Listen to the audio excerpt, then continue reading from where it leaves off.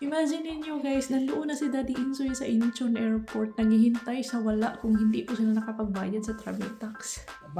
Bago sinunuban.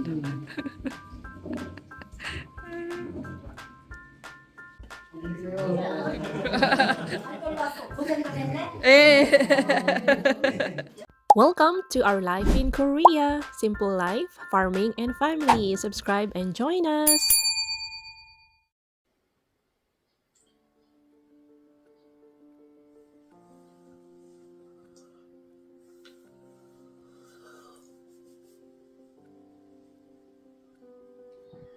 Alas 5 pa lang ay nagising na po si Ajuma at agad-agad kong chinek ang aking phone nung nakita ko guys na may 5 missed call ako from Lungkoy and Saldi, may plus messages pa. Ay hindi na po ako nakabalik sa pagtulog. 6 AM po talaga ako nagigising and diretso na yan tatayo at mag-prepare sa kusina. Pero ngayon guys, grabe yung kaba, hindi ko ma-imagine kasi nandoon na si Daddy Insoy naghihintay na sa Incheon Airport. May masamang balita si Lungkoy at wala na akong update kasi hindi na po sila mga online. So after ko pong ihatid si Little Insoy sa school bus is doon kami, yan pa ang usapan namin ni DE, hihintayin ko sila doon sa bayan kasi expected namin arrival nila is mga 1 to 2 in the afternoon kung makakalusot sila sa airport, Philippine Immigration kung wala pong problema sa Pilipinas.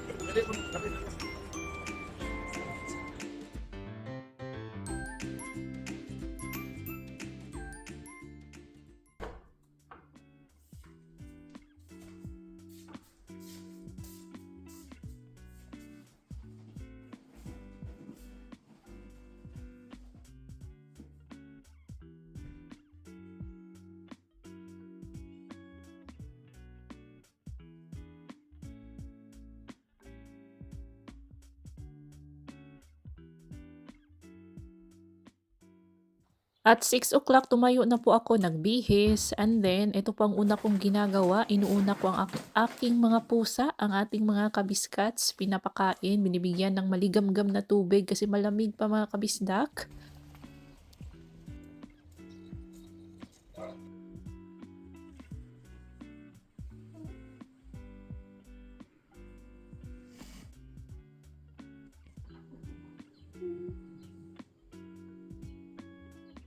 At naghanda na rin po kami ni LE sa kanyang pagpasok sa school. Nag-breakfast siya, nagbihes, and then naghihintay kami sa school bus dito sa labas ng bahay. Nasa labas na po kami at 8:20 kasi yung bus niya minsan dumarating ng 8:22 to 8:25 kaya dyan dapat nauna kami sa school bus. And that time din is nag-update na sa akin si Daddy Insoy, may mga videos and pictures na siyang sinend sa akin na dumating na yung mga 3 itlog and I'm so relieved mga kabistak. Ikikwento ko sa inyo mamaya kung bakit. So panoorin nyo po, tapusin nyo po ang vlog kasi may interesting ako na kwento sa inyong lahat tungkol sa kanilang journey papunta dito sa Korea.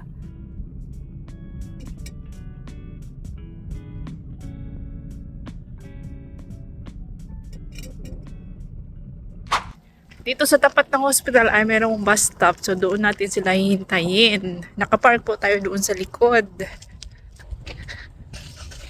Tsala. Napaka-sweet man ito. Parang si Insay kahit hindi kilala yung tao, first meeting pa niya sa tao, ay ano na, nagpapa-cute na. Shaush. Inshallah na. Itut. Ano nangyari sa mata mo? Shaush. Shaush. Napaka-sweet ng pusa. Napaka-sweet ng aso, guys. Malamig pa po yung hangin. Yung init niya, maliwanag siya, pero yung init niya is hindi masakit. Yung sikat ng araw, hindi masakit, guys. Pero need mo pa rin mag-sunblock kahit hindi siya masakit dahil nga may UV rays man. Kahit hindi kayo nagtatanong. Dito tayo sa kanilang bus stop.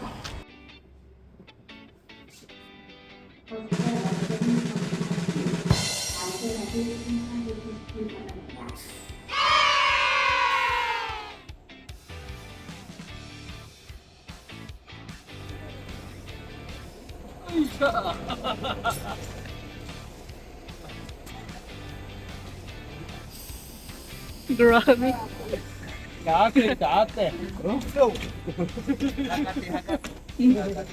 Grabe. Ano? Wa kay jacket siya. May tok na din. Gra. Basta yun. Marunong naman talaga driving.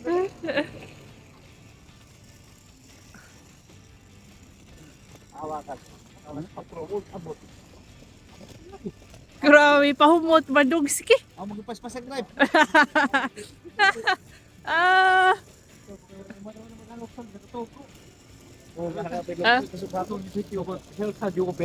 Oh, gapa-out na si Dudong. At 1:50 ay dumating na po sila dito sa Yanggo, sa aming bayan. Nagpark po kami ni DE sa likod ng Songshim Hospital, kung saan doon din nakapark sila Ate Rose and Kuya Mark. Shout out to you guys. Dos naman. People! Kung naka-follow po kayo sa ating Facebook page na Boholana Adjuma, ay you know what I mean sa F4 na pasalubong ni Dudong for us, for me. And sabi ko kay Saldi, very good kasi nagpa-semi kalbo siya. Ganito sana ang book ni Lungkoy and Dudong o para hindi na sila maggupit-gupit para matagal tumubo yung ulo, yung buhok.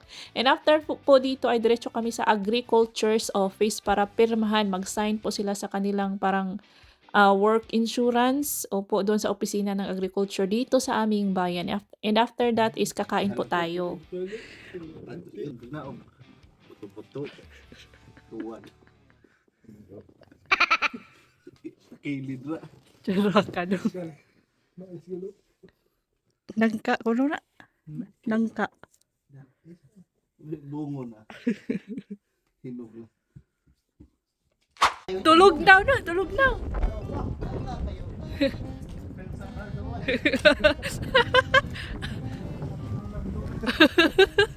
Mauna, ingon bitaw ko pag kita mong jacket.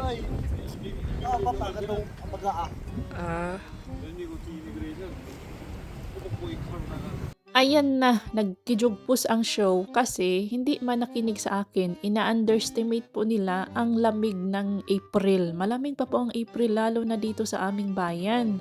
Yan si Saldi, may dala po siyang jacket daw pero nakalimutan niya kaya naka-t-shirt. Nag-late lunch po kami dito sa isang Korean buffet at dahil mga stress naman kaming dumating, ang ibang tray ay wala na pong laman. Kodiso.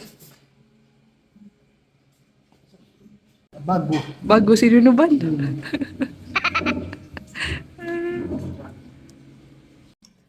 Kaon nga dong, kamukaon ka dong. Grabe.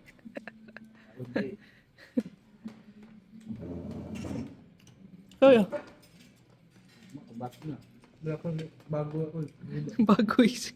Bago. Napay udlot ag bago na to sa inyo. 잘 먹겠습니다. Thank you very much. 와. 마무. 라미. Mura mag-awi sa Congo. Sa Paglaran yun. 운자. 자네? 운자. Ambut sulay. Ambut sulay.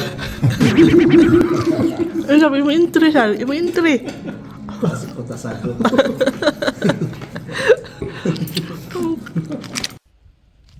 Mag-unsa ta dani? Mag-unsa ta dani? Na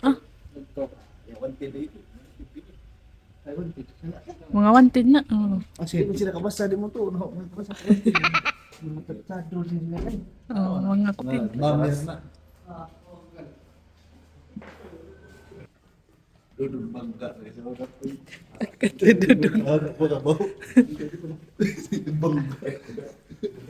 Sila Saldi at Dudong since mga re-entry ay hindi na po sila required magpa-drug test sa Pilipinas para sa kanilang visa sa Korean Embassy. Pero si Lungkoy, dahil matagal naman siya, nakastop man siya ng 1 year, need niyang magpasa ulit ng drug test sa Korean Embassy. At pagdating din nila dito sa Korea ay magpapa-drug test din sila ulit. 듯이 Para gayo. 왜 사냐고 At bumalik po tayo dito for the third time, di ba kahapon, nung hinatid natin si Tiagon at Jubunim sa bus terminal. Pumunta din kami dito, pero ang advice sa amin ng may-ari is dalhin ko yung 3 pots at saka siya magre-replanting, magripat mga kabisdak. At ang bait po nitong ajushi, nitong may-ari, kasi dati po siyang nakatira sa barangay namin, Barangay Bangsan. So we're very thankful and may discount tayong nakuha. Ang mura-mura lang po namin nabili itong 3 ay hindi naman sobrang mura. Reasonable na pagkamura mga kabisdak. Maganda talaga kapag may mga kakilala ka, may mga kabaryo ka kasi may privilege, charot.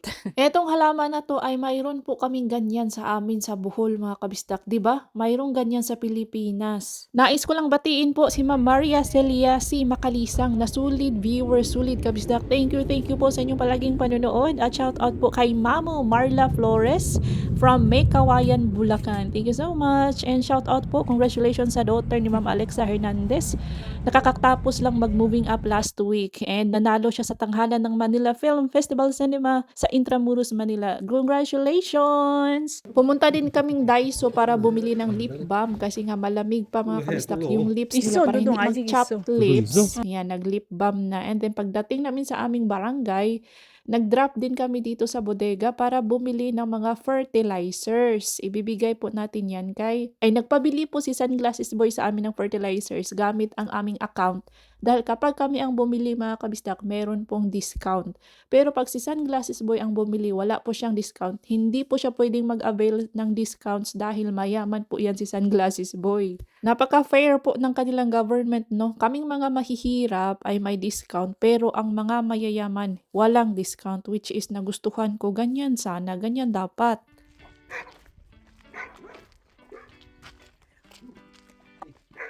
Ilahi na lahi klase dong. Baningon to sa Sunglasses Boy sa una nga mangisda ta, pakurintihan.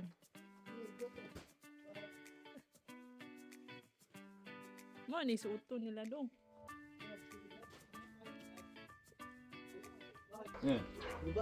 Hindi, flat ra. 아 용화 형님 거 이거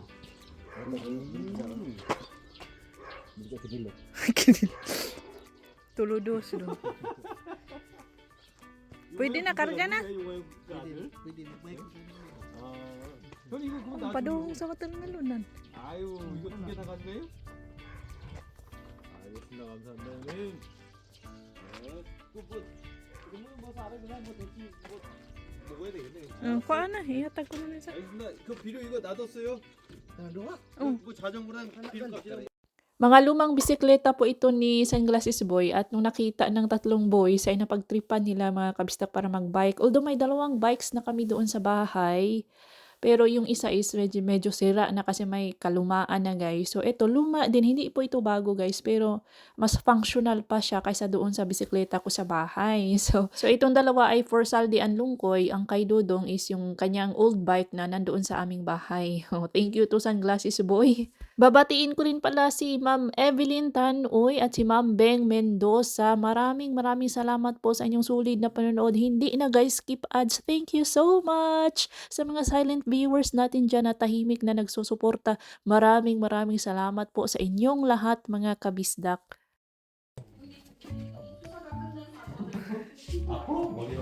Apa ya? 네. Dali na. 신발.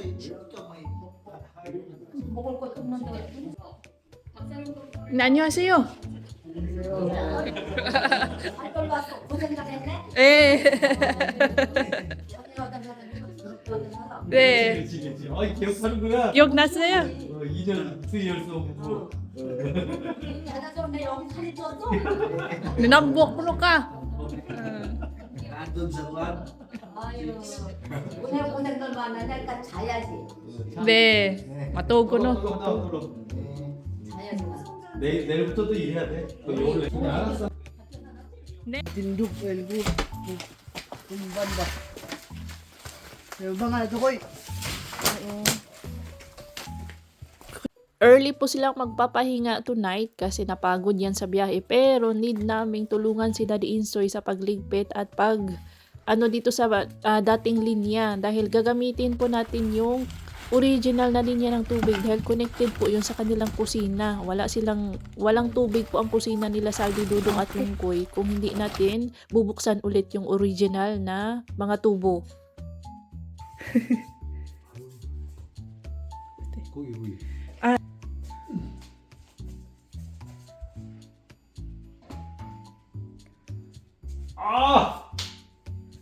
풀. One here. One here. The brown. 여기. 얘는 Should be on the never table. show the sunshine down. 아, 그래? this one. 그래서 그거는 조기인가? 조기. 네, 진짜. 그럼 이 새끼를 어디로 가? 여기.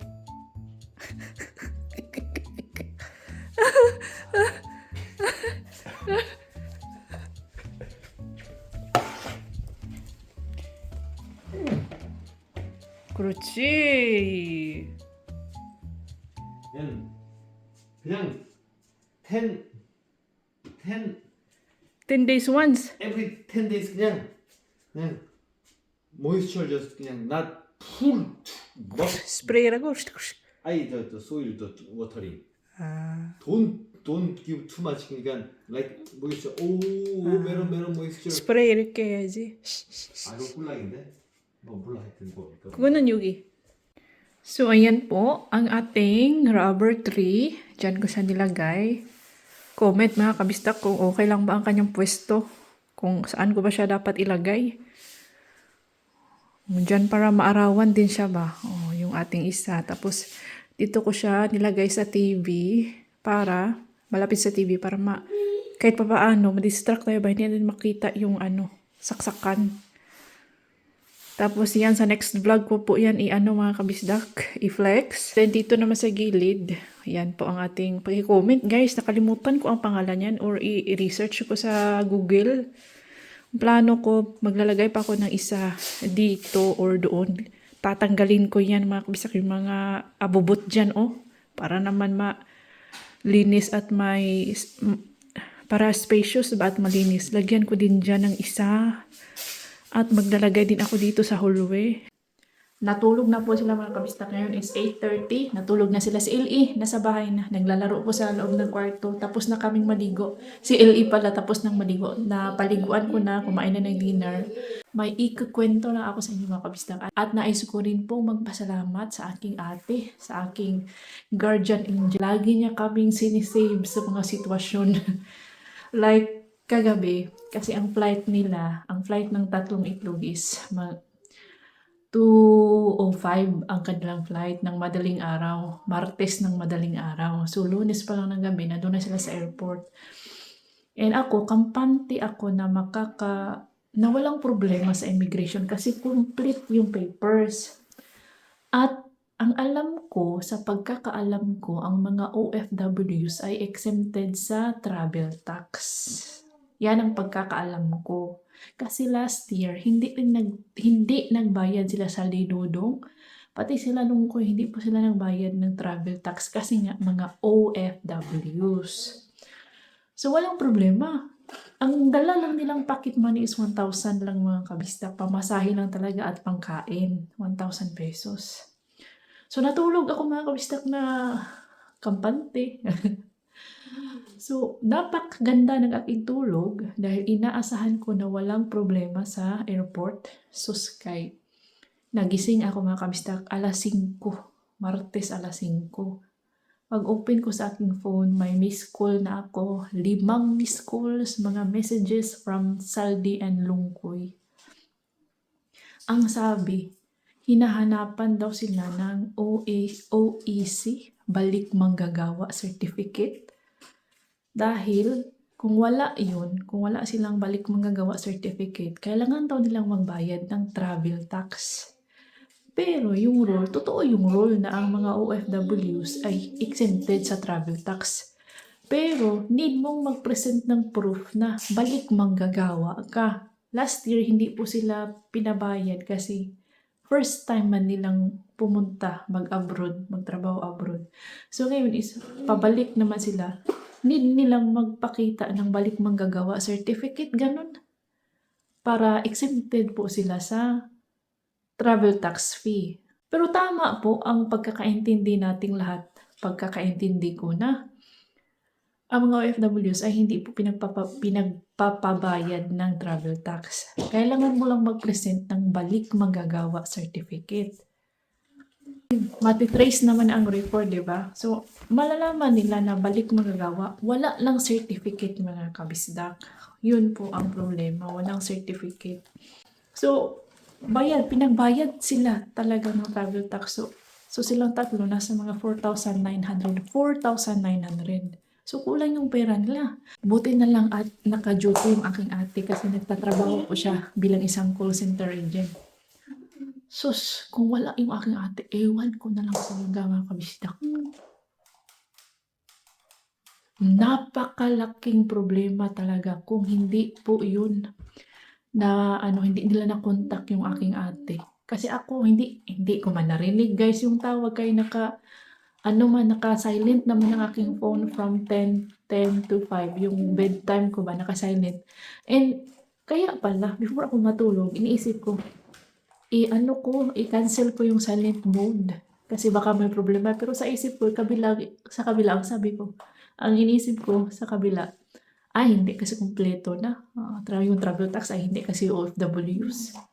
Kaya pala, parang nagdadalawang isip ako na i-cancel yung silent mode sa aking phone. Pero, thank you talaga sa aking ate Raisa, Kasimsiman Delhiri. Thank you so much, Ate Bibi.